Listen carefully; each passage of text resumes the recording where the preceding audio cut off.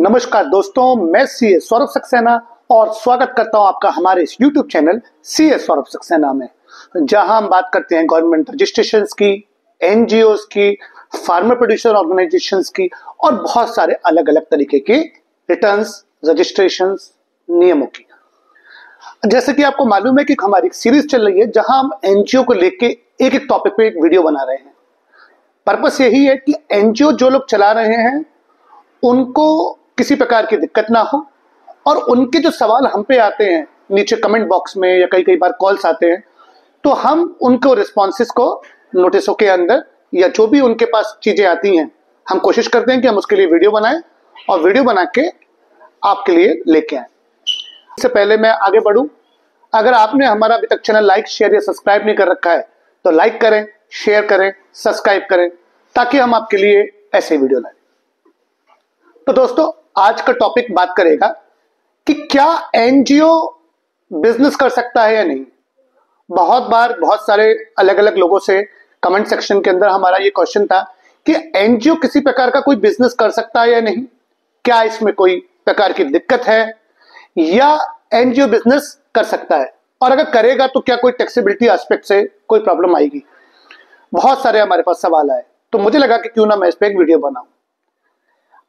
पहला बात, स्पष्ट सवाल और स्पष्ट जवाब, क्या एनजीओ बिजनेस कर सकता है।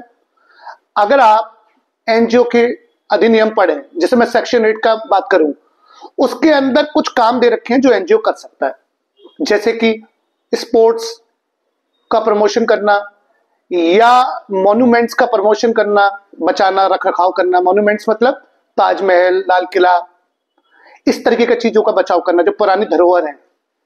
आप किसी की एजुकेशन पे, पुअर बच्चों के खाने के लिए, गरीबों के खाने के लिए कर रहे हैं काम। ऐसे 4-5 काम दे रखे हुए हैं और उसके अलावा एक काम और दे रखा है, any other general public utility. तो ये दो भागों में हम इसको बांटते हैं। पहला जो 4-5 काम दे रखा हुआ है, स्मारकों का रखरखाव, गरीबों की शिक्षा, एजुकेशन, हेल्थ, स्पोर्ट्स का बढ़ावा देना, और एक हमने अलग से काम रखा एनी अदर पब्लिक यूटिलिटी, यानी किसी भी समाज के कल्याण के लिए आप कुछ और काम कर रहे हैं वो उसके अंदर कवर हो जाता है। आप केवल एनजीओ में यही काम कर सकते हैं।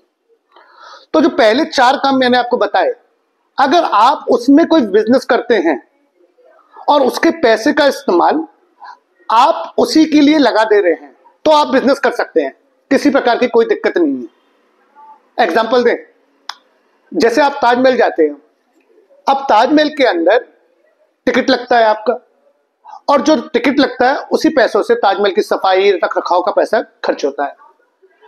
क्या एनजीओ ने जो पैसा लिया, जो व्यापार किया, उस व्यापार के पैसे को एनजीओ में तो लगाया है, तो यहां पे किसी प्रकार की कोई भी दिक्कत नहीं है।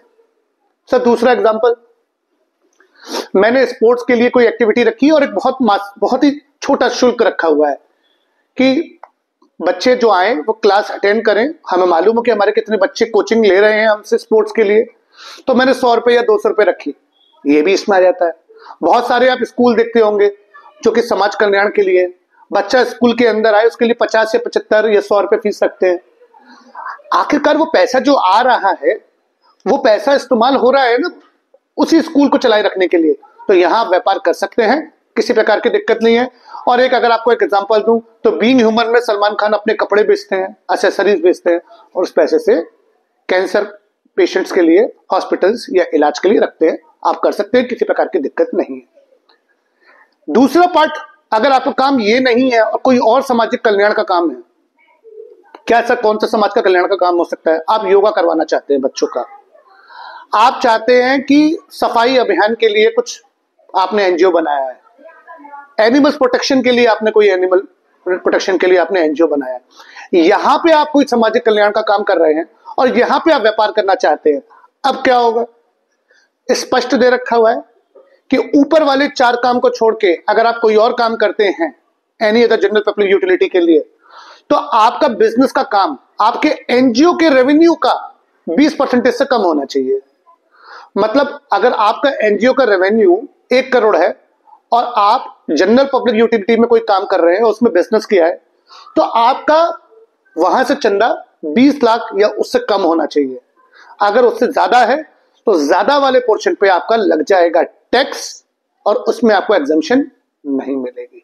तो स्पष्ट बात यह है, करेक्ट करूं, कंक्लूजन निकालूं तो ऊपर के 4 काम, मॉन्यूमेंट्स की प्रोटेक्शन करना, पुअर की एजुकेशन, खाना पीना, रख रखाव करना, स्पोर्ट्स का काम करना, इनमें आप व्यापार करिए और व्यापार का पैसा अगर आप इस्तेमाल कर रहे हैं ट्रस्ट के कामों के लिए कोई दिक्कत नहीं है।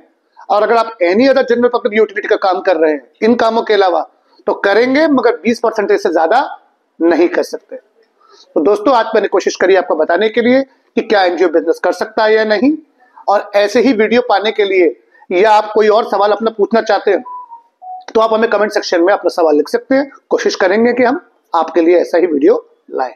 तो ज्यादा से ज्यादा हमें लाइक करें, शेयर करें, सब्सक्राइब करें। Thank you.